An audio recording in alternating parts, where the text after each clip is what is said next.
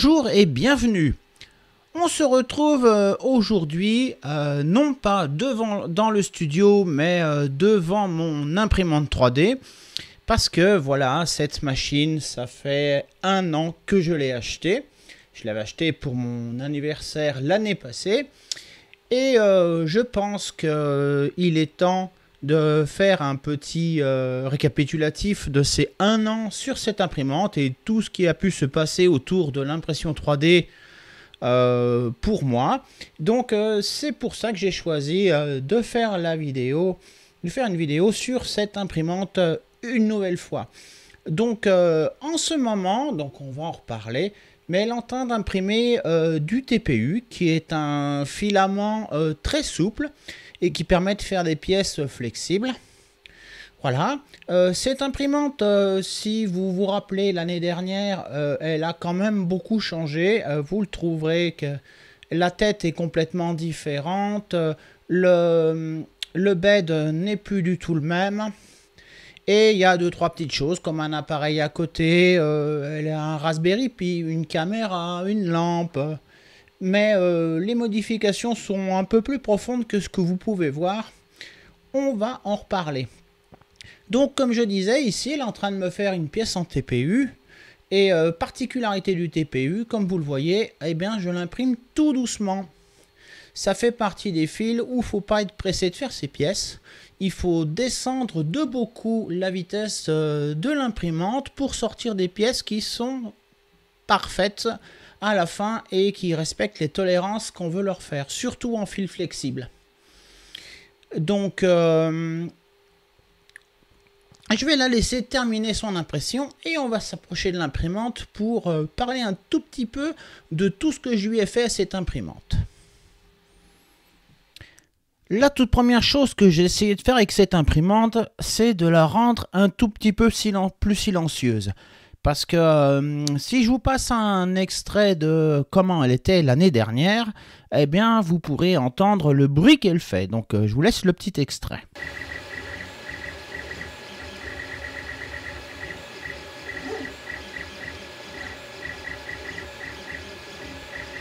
Donc ce qui est évident, c'est que les moteurs faisaient énormément de bruit. Donc j'ai acheté chez Creality la carte mère silencieuse.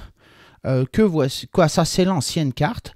Donc en fait la nouvelle carte a des nouveaux drivers qui sont plus silencieux avec les moteurs et qui évitent tous les bruits stridents des moteurs.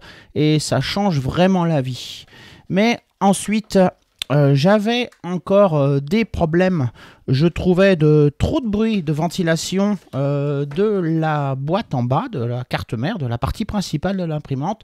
Donc je me suis acheté d'abord 2 petits ventilateurs Noctua. Et puis je me suis vite rendu compte que ces ventilateurs Noctua n'allaient pas du tout pour refroidir une imprimante 3D et surtout son alimentation. Donc j'ai encore acheté du Noctua mais beaucoup plus gros.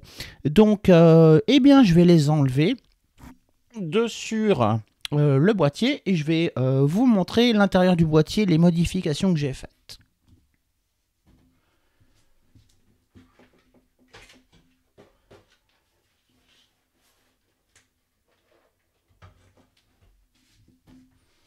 Alors là vous pouvez déjà voir que j'ai 2 Noctua ici, mais pour mieux comprendre, je vais enlever les vis et je vais vous montrer l'intérieur de ce boîtier. Parce que j'ai changé complètement le schéma d'alimentation de l'alimentation. Donc je l'ouvre et je vous reprends tout de suite. Alors découvrons l'intérieur et les modifications que j'ai faites.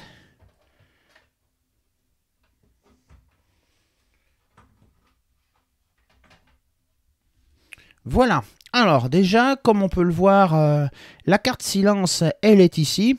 Elle est tout à fait identique à la première. Et tout ce que j'ai pu remarquer, c'est que le fait de changer cette carte par une carte silence a amélioré très légèrement la qualité d'impression. Tiens, ça a bougé ça. Pour ce qui est de l'alimentation du boîtier, on avait un petit ventilateur qui était très bruyant. Je l'ai dans le boîtier ici, c'était celui-là. Et au départ, je l'ai remplacé par un Noctua de même taille, c'est-à-dire un petit ventilateur tout fin de 10 mm d'épaisseur, mais c'était vraiment pas suffisant, il n'y avait pas suffisamment d'air. Et j'avais démonté la lime et j'avais mis celui-là, le Noctua de 20 mm d'épaisseur, sur l'alimentation. Mais ce qui s'est passé, c'est que mon alimentation se mettait en sécurité parce qu'elle avait trop chaud. Et je me suis rendu compte que le débit de ces ventilateurs n'est pas du tout suffisant pour refroidir une lime. Donc, bon, on remarque par ailleurs que ce ventilateur qui ventile la carte électronique est un ventilateur 24 volts de base. Donc, j'étais obligé de mettre un step down pour le descendre à 12 volts pour alimenter mon Noctua. Et pour ce qui est de la lime, eh bien, j'ai supprimé la plaque supérieure de la lime qui était comme ceci. Et son ventilateur qui était devant comme ceci, c'est un ventilateur 12 volts cette fois. Et j'ai refait une plaque qui d'ailleurs, je remarque, c'est beaucoup déformé. Il doit manquer une vis dans le coin. Bon, le PLA n'aime pas la chaleur, hein. Apparemment, il faudrait que je la refasse en autre chose. Et j'ai mis un ventilateur sur la partie supérieure, en face des ouïes d'aération, pour venir souffler l'air dans l'alimentation. Et bon, j'ai fait plusieurs prototypes, hein. Et ce que j'ai fait, c'est que j'ai fait un déflecteur comme ceci. Ce qui fait que le ventilateur, ça va taper sur le déflecteur et aller souffler un peu plus dans l'alimentation. Donc voilà, et ça marche bien, l'alimentation refroidit bien, elle se met pas plus en route qu'avec le ventilateur d'origine, et elle arrive même à s'éteindre quand elle est suffisamment refroidie. Et donc ça fonctionne. Donc je vais refermer cette boîte et remonter l'imprimante. La modification suivante que j'ai apportée à cette imprimante, c'est que je me suis séparé du verre qui était fourni avec. Ce beau verre, c'est bien, ça fait des impressions très lisses, mais ça pose quelques petits soucis d'adhérence.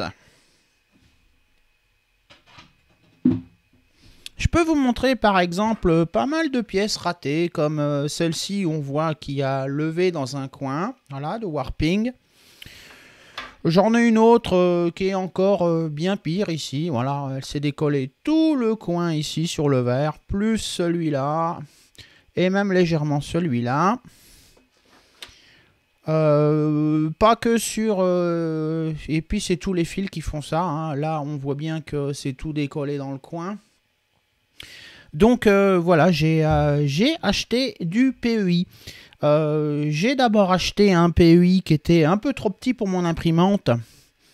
Et que je conserve toujours parce que lui, il est en bon état. Et même s'il est trop petit, je l'utilise souvent quand je veux faire des pièces finales. Et j'ai le PEI de la bonne taille de mon imprimante que j'ai pas mal massacré. C'est pas toujours évident de défaire les pièces. Et quand on utilise des outils comme ça, il faut faire très attention sur ces surfaces. Donc le PEI, c'est quoi? C'est une surface avec un matériau particulier qui procure une immense adhérence de ce qu'on imprime. Notamment les PLA traînent très bien dessus. Et je dirais même que les TPU tiennent trop bien sur le PEI. Ils sont très difficiles à décoller.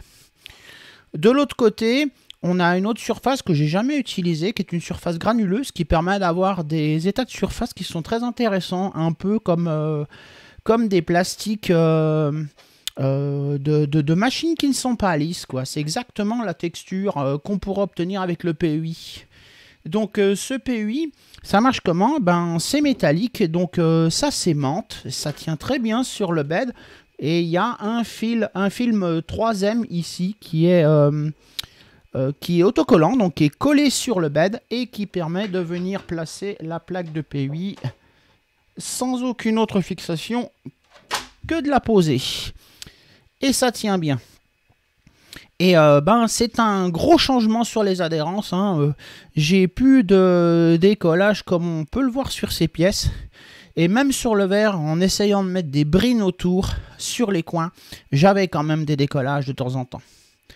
Mais avec le PEI, on ne peut pas obtenir cet état de surface super brillant qu'on peut obtenir avec le verre par contre. Ça marchait bien, mais quelques mois plus tard, je me suis décidé à essayer de combattre un problème que j'ai depuis le début, qui est ce genre de problème. Voilà si on peut le voir.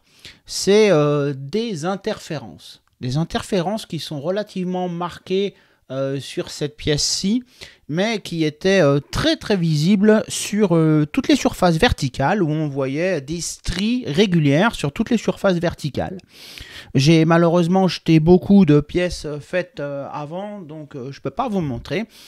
Donc, je me suis dit que ça venait peut-être de mon extrudeur, de mon extrudeur. Donc au départ, on avait cette petite pièce noire qui était à la place dans le fond, à la place de la pièce rouge là-bas, et sur lequel était monté le moteur de l'extrudeur de l'imprimante d'origine. Donc ce moteur-là qui contient son pignon. Le tout était monté sur un système en plastique comme ceci.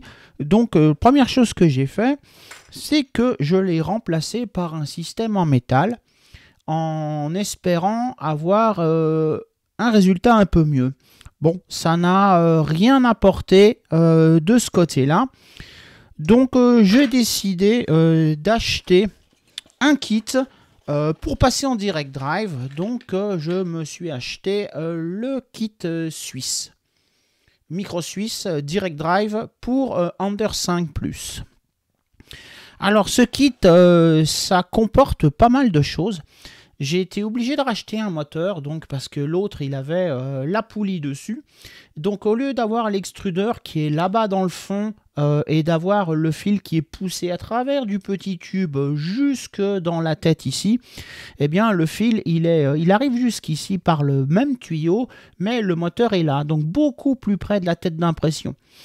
C'est ce qui notamment me permet d'imprimer du fil flexible. Ce ne serait pas possible sans ce qu'on appelle un direct drive. Mais non seulement j'ai remplacé l'extrudeur en le déplaçant, mais j'ai aussi changé la tête d'impression. Ça, c'est la Creality de base, donc c'est en aluminium.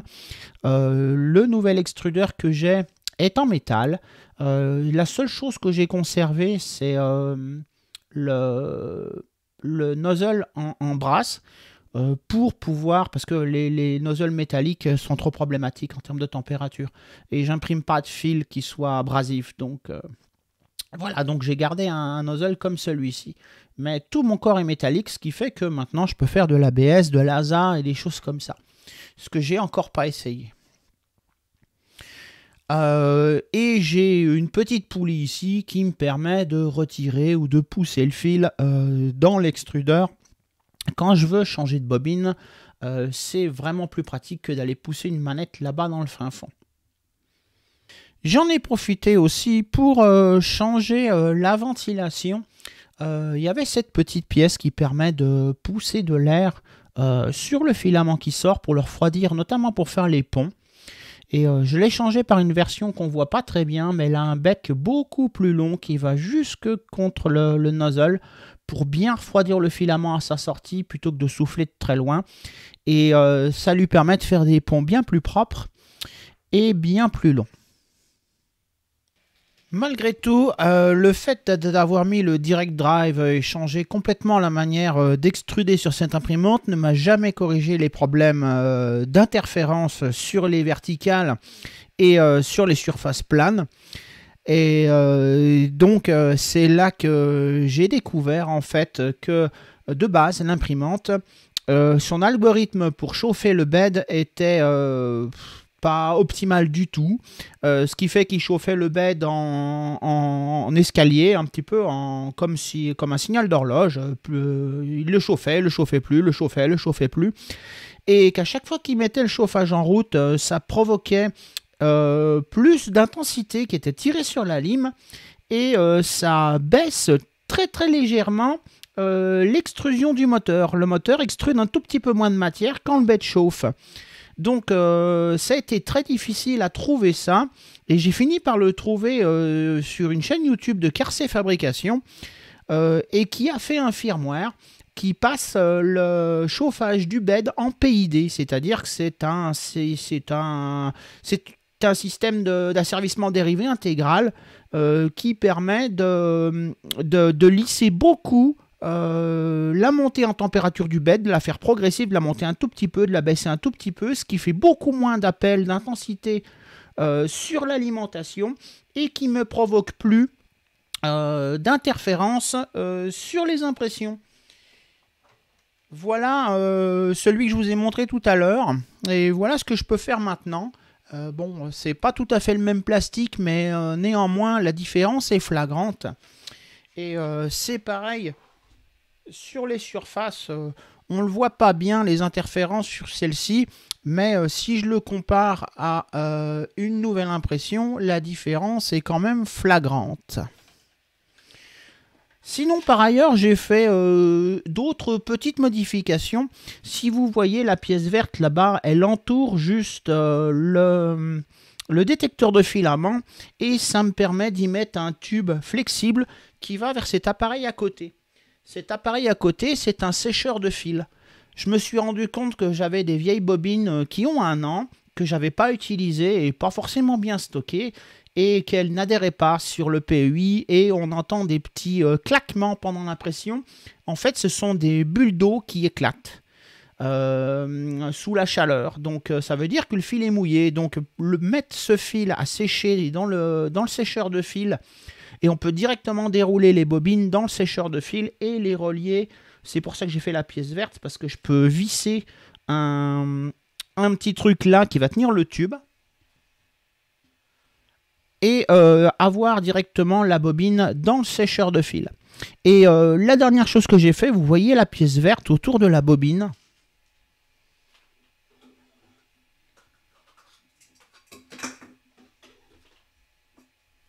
Voilà, par défaut, les bobines, elles sont comme ça. Alors, vous vous rendez bien compte que la différence de diamètre entre le trou de la bobine et le piton qui tient la bobine fait qu'elle tourne comme une patate. Donc, j'ai fait ces petites choses-là. C'est très stupide, hein. Mais c'est pour augmenter le diamètre de la bobine et lui permettre de tourner bien plus rond. Et j'en ai fait plusieurs dimensions, suivant les épaisseurs de ma bobine. Voilà, et puis ça me permet d'avoir une bobine qui tourne rond. La dernière chose que j'ai fait sur cette imprimante, mais ça améliore pas du tout la qualité d'impression ni quoi que ce soit, c'est la praticité. J'ai mis un Raspberry Pi 3 dessus, qui est branché en USB sur l'imprimante. J'ai isolé le fil d'alimentation 5 volts pour que le Raspberry Pi n'alimente pas l'imprimante, parce que sinon quand l'imprimante est éteinte, le Pi alimente l'écran et ça tire trop de courant. Et ce Pi, j'ai fait une petite boîte en 3D stupide pour le mettre dedans.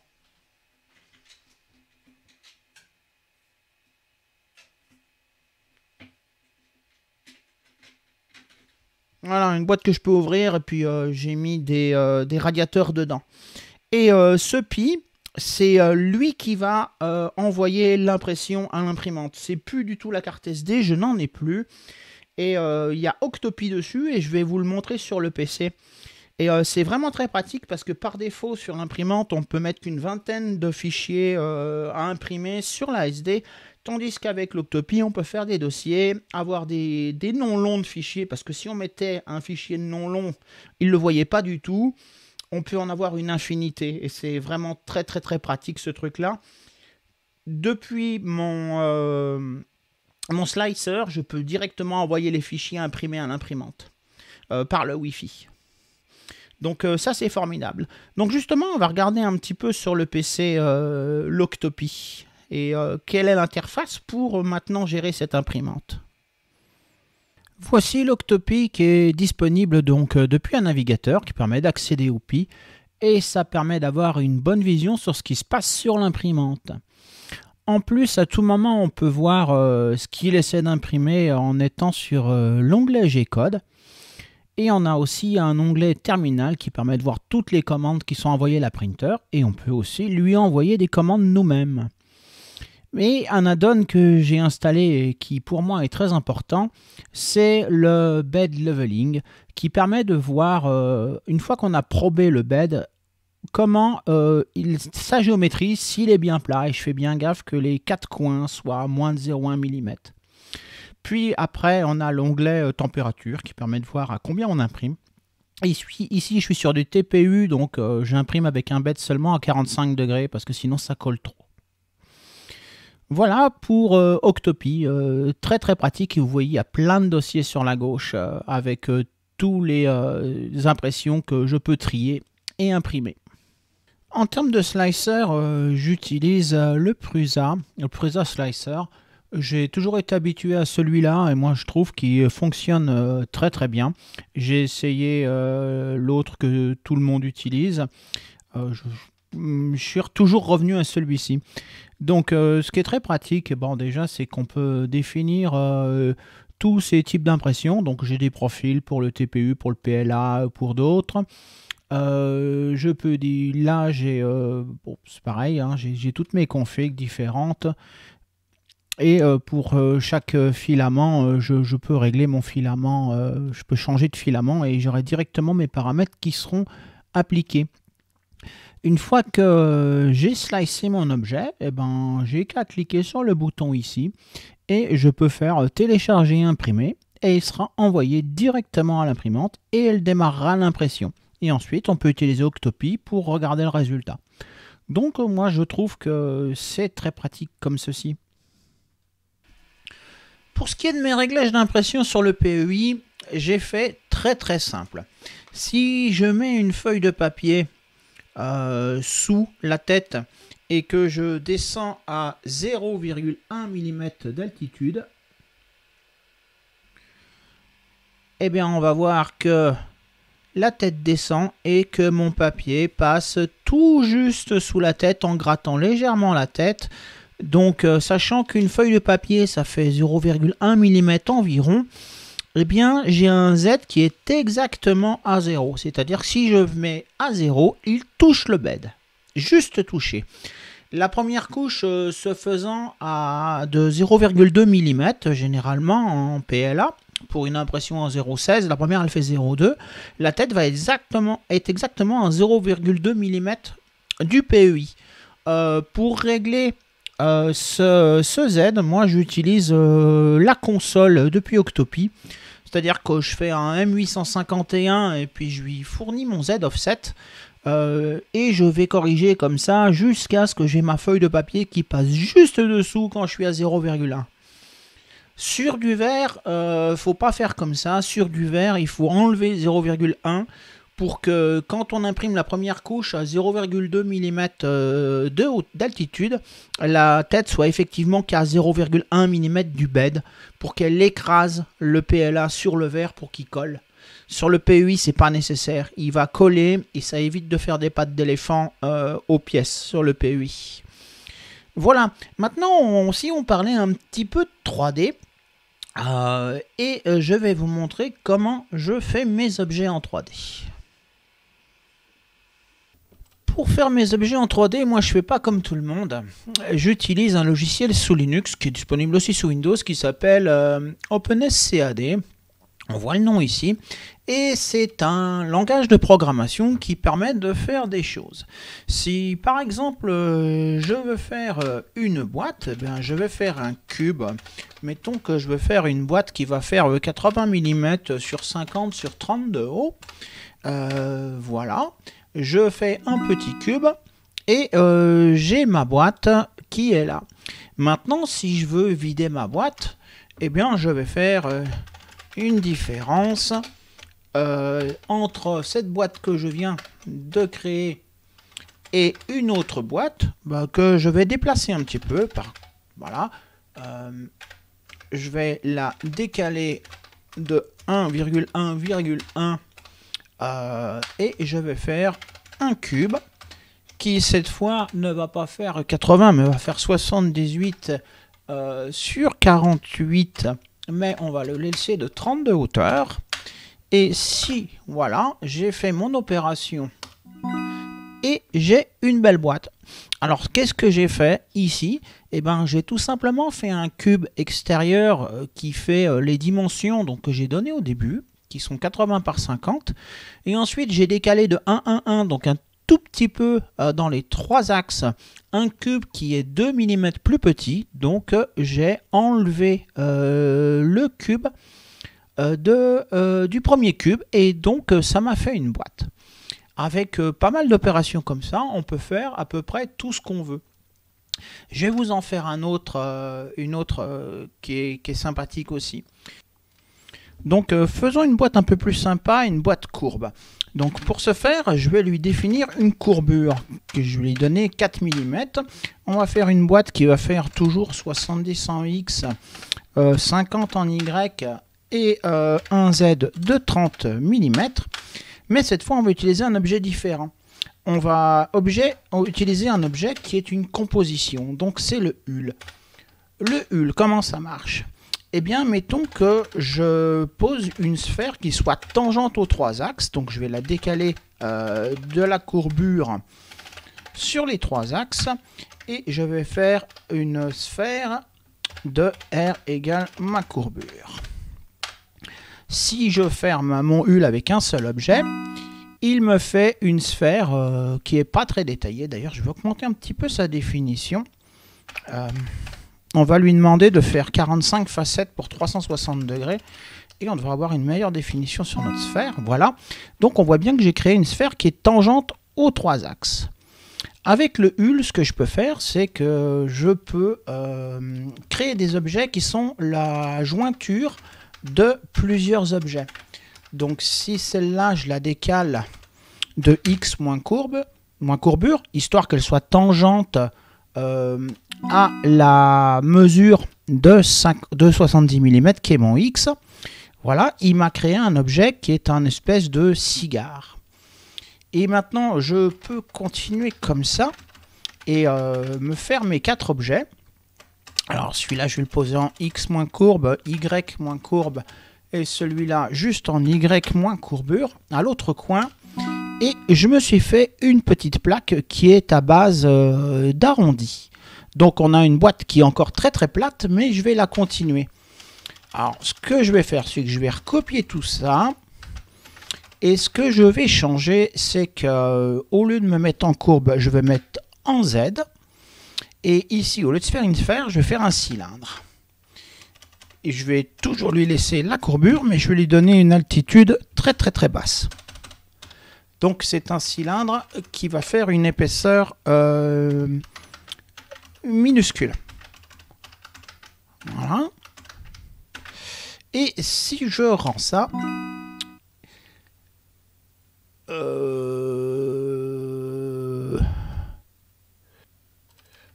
Ouais, il faut que je mette Z ici. Voilà, et j'ai oublié de le mettre en Z. Voilà, donc on a fait une boîte arrondie qui a des arêtes arrondies sur les 4 côtés. Tous les côtés. On voit que la base, c'est une sphère et qu'en haut, c'est juste un cylindre d'une épaisseur minimale. Alors, si on y regardait de très très près, évidemment, comme j'ai fait, elle ne fait pas 30 mm, mais 30 mm et un dixième de millième. Voilà, un 10 millième de millimètre de hauteur. Mais ce n'est pas important. Ensuite, cette boîte, évidemment, on peut la vider. Alors, la façon la plus simple de la vider, c'est de faire une différence, bien sûr, pour avoir quelque chose pour vider la boîte. Et on va recopier cette première boîte, mais cette fois, on va faire les objets plus petits. C'est-à-dire que je vais toujours faire une sphère aux mêmes coordonnées que la boîte extérieure, mais je vais lui donner un rayon inférieur, ce qui fait que ça va la faire plus petite. Donc, je vais définir ma courbure 2, et je vais lui dire qu'elle fait seulement 3 mm. Donc elle est 1 mm de moins que l'autre. Et je vais changer tous les rayons de mes sphères d'1 mm. Et pareil pour mes cylindres. Et si je ferme la différence, normalement, voilà, j'ai une belle boîte arrondie et vidée avec une paroi de 1 mm. Et en continuant comme ça, on peut faire tout ce qu'on veut, c'est-à-dire qu'on peut faire des cylindres, on peut les orienter dans la position qu'on veut, on peut percer avec des cylindres, percer avec des carrés, faire des triangles, Et à force d'ajouter et de soustraire des objets de base comme ça, plus ou moins complexes, on compose son objet 3D compliqué. Donc maintenant que je vous ai montré un peu comment je faisais mes objets 3D, on va passer au studio et je vais pouvoir vous sortir quelques-uns des objets que j'ai faits. Voici un grand déballage qui résume bien un an de 3D à peu près. Donc sur la gauche de la table, il y a tout ce qui est réussi. À droite de la table, ce sont les déchets. Ce sont des ratés d'impression, mais pas seulement. Il y a beaucoup de pièces qui sont des gabarits, comme par exemple celles-ci, qui sont des gabarits pour les MP2. Ça aussi, ça c'est un gabarit pour positionner un écran. Et aussi, il y a des pièces de Lego. Voilà, il y a plein de choses. Dans les objets 3D que j'ai fait, donc vous les connaissez sans doute pas tous parce que le manque de temps m'empêche de les mettre sur mon site et de les mettre en vente parce que c'est vraiment très très long à monter. Donc vous connaissez le Gotek 6128, le MPF2+, le MPF2J pardon, le MP3 qui n'est pas sorti, le Gotek 6128+, la boîte pour AK500 pour Amiga 1000 et dans les dernières choses que j'ai fait un Gotek pour Amiga avec un grand écran avec une vraie DB23 et qui fonctionne ma foi très bien. Et dans les pièces que j'ai imprimées, ben j'ai pas tout inventé, hein. Le petit meuble dans le fond, ma foi très joli, je l'ai récupéré sur Thingiverse, ainsi que cet objet dont je ne pourrais pas me passer. C'est trop pratique d'avoir un petit étau comme ça en plastique. Il me permet de faire toutes mes soudures, il me permet de tenir les interrupteurs quand je les soude, c'est très pratique. Et ce que je me suis lancé à faire au mois de décembre, c'est ceci. Voilà. Comme vous le voyez, c'est un petit camion Lego. Il est entièrement en PLA, y compris le pare-brise, qui est en PLA transparent. Et je me suis extrêmement bien amusé pour faire ce petit véhicule. C'est la reproduction de modèle Lego qui est ici. J'avais mis sur le côté la poulie comme sur l'original pour le motoriser. Mais malheureusement, la précision de mon imprimante n'est pas suffisante pour avoir des pièces qui tournent bien. Donc j'ai problème avec les engrenages. Voilà, donc ce petit modèle de Lego par exemple, ben, c'est pas mal de travail. Je vais vous faire défiler un petit peu tous les objets que j'ai dessinés en 3D, ben, chaque pièce en fait. Hein. Et Dieu sait qu'il y a beaucoup de pièces dans ce véhicule, trop d'ailleurs. Quand je me suis lancé, je me suis dit que j'en finirais jamais. Mais je suis arrivé au bout. J'ai fait tous les engrenages, tous les axes, toutes les pièces. Et j'ai imprimé des Lego. Tout ceci est imprimé. Et les pneus par exemple, ben, c'est du TPU. C'est du TPU, bon celui-là n'est pas très souple, je l'ai fait un peu trop dur, c'est pour ça qu'il monte pas bien. Celui que j'ai imprimé hier, le morceau de TPU comme on voit, c'est une pièce souple qui va me servir à remonter un robinet d'une fontaine. Voilà, j'ai fait des façades et même des cartouches complètes pour les ordinateurs Thomson qui soient au bon format, hein, pas comme... ce qu'on peut trouver en vente pour brancher sur les Amstrad à l'heure actuelle, sur les Thomson, pardon. J'ai la boîte du cryoflux, voilà. Puis j'ai encore des Lego ici, voilà. Des Lego, des engrenages, des pneus, tout imprimé en PLA. Ah, puis ces petits appareils non plus, vous ne le connaissez pas. C'est ma version à moi du nettoyeur de disquettes. Il suffit de coincer la disquette dedans, hein. Il y a un petit téton pour retenir la disquette ouverte dans l'appareil. Ensuite on met du alcool isopropylique sur les petits tampons. Et ensuite, eh ben, il n'y a plus qu'à tourner la disquette pour la nettoyer. Il y a un petit téton ici qui vient se prendre dans le mécanisme. Voilà, bah, je pense que ce sera tout pour cette vidéo. Donc voilà, un an de 3D. Donc ben, si vous vous demandez comment je fais pour faire tout ça, en fait il s'avère que j'ai un DUT en génie mécanique. Donc j'ai fait des plans de machines et du plan technique pendant des années, dans les années 90. Et ensuite, j'ai fait une école d'ingénieur en développement logiciel. Donc c'est pour ça que bon, je me retrouve bien dans un petit logiciel où il faut programmer ces objets en 3D. Et voilà. avec le TPU qui permet de faire des objets complètement souples. Donc ce sera tout, comme je le disais, pour cette fois. J'espère que cette vidéo vous aura plu. Et moi je vous dis à très bientôt sur la chaîne.